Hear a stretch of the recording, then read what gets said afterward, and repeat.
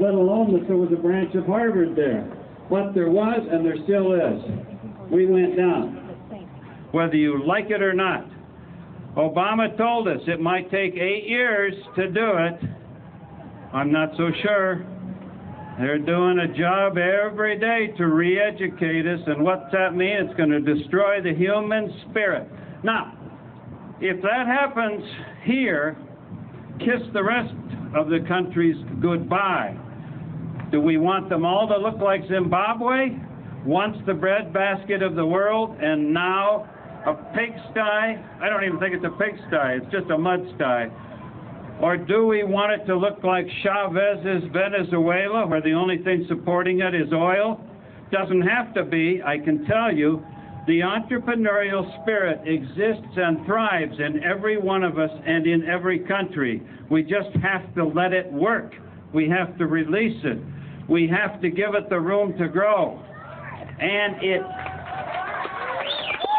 is not. Don't believe the lie that the only reason we've been successful is because we've been raping resources in this country. That's not true. That's not true. And it's not true in other countries as well. And I'm going to give you an extreme example, because one day I received a call. Would I come on a gratis visit up to Baffin Island? Baffin Island, I said, where in the world is that? It's in the Arctic Circle. There were Inuits up there. We used to call them Eskimos, but there were Inuits up there who wanted to develop entrepreneurially their own businesses. They didn't know how. But a little tiny college called Arctic College in a World War II U.S. hangar left over from World War II, they sponsored it. They weren't out burning the flag. These people were saying, what can we do to generate more entrepreneurial spirit up here? Well, what happened? I worked with those people for 4 days, the most rewarding work I have ever done in my life. Why? Because they have no resources. If you look at Baffin Island, there's not one tree, there's not a bush. I didn't even see any moss on the rocks. They have some wildlife left, but they didn't want to shoot them all. These were people who were guides. Not particularly literate people, but they knew what they wanted to do entrepreneurially. We worked 4 days and we came up with great entrepreneurial packages. Here's just one. One package was to have people from the South, from southern markets, now those were Montreal, New York, and Boston, come up to learn about icebergs. I thought all icebergs were alike. No, these folks had figured out how to have them come up and charge them for the pleasure of learning about icebergs.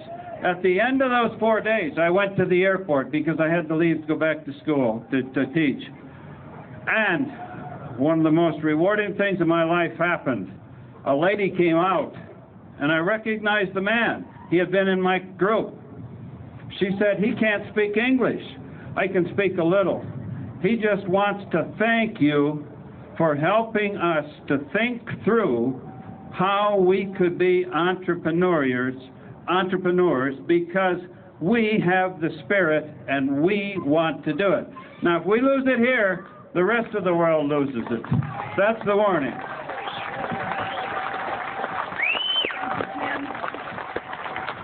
Thank you, Jim. Boys, about the truth. And look out here, all these entrepreneurs and hardworking folks that came out today.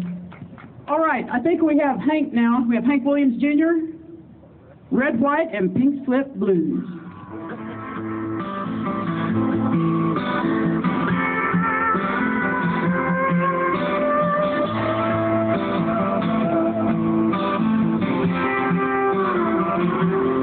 I used to love this town and this neighborhood. The streets were safe. The schools were good. The mill was humming 24/7. I was forming on the line.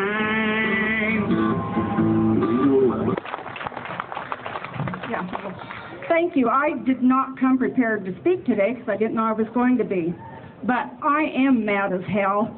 My son is on his third tour. He's in Afghanistan right now. And the way the soldiers are being treated right now, I guess I will start off right away and say, Homeland Security is now scrutinizing our Pardon me?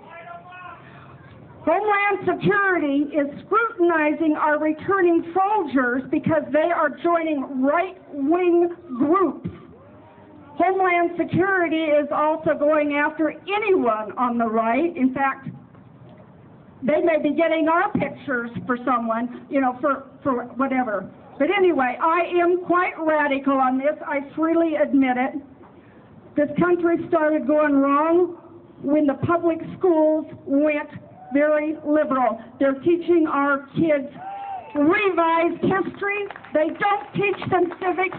They don't teach them true economics. And now we've got Acorn running around registering people who can't get up off their lazy fat asses to register themselves. That's how this election went down. I'm pissed at the Democrats in Washington. I'm pissed at the Republicans acting like Democrats in Washington. I think we need to throw the whole damn bunch out and start over.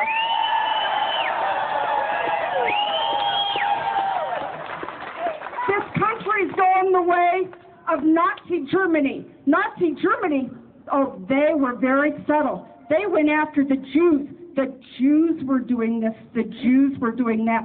Here, it's the right wing that's doing it. The conservatives are doing it. The capitalists are doing it. They raise taxes on cigarettes, and nobody has a problem with that because cigarettes are bad for you. Next, they're going to raise the taxes on the ammunition because they know they really can't get the guns. They're going to make the ammunition so prohibitive nobody can buy it. They're just going to keep going until we are totally stunned and we're totally under their thumb. They go after the right-wing media. All these damn liberal sources. So all we're getting pretty much in the news are lies. And if I am so stunned, I am so in disbelief that so many people in this country think you can spend your way out of a deficit. How the hell do you do that?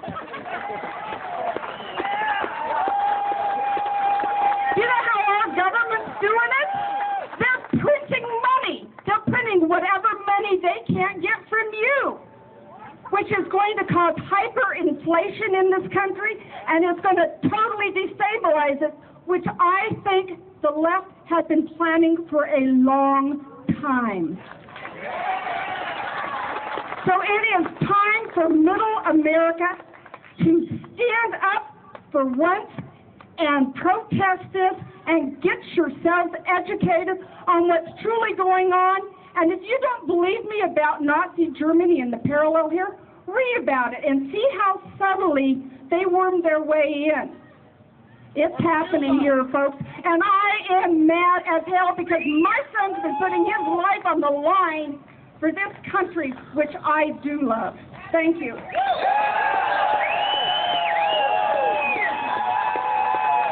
Woo! I say Carol for U.S. Senate or House of Representatives or something. What do you say?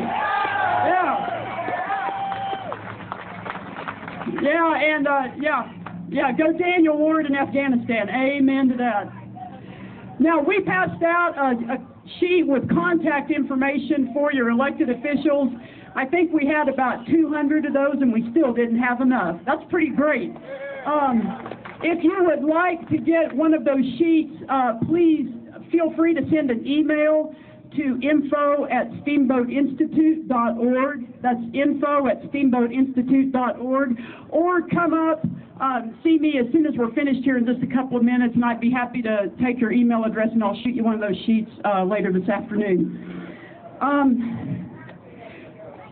We want you to know this Tea Party is only the beginning, and I'd say it's a darn good beginning given the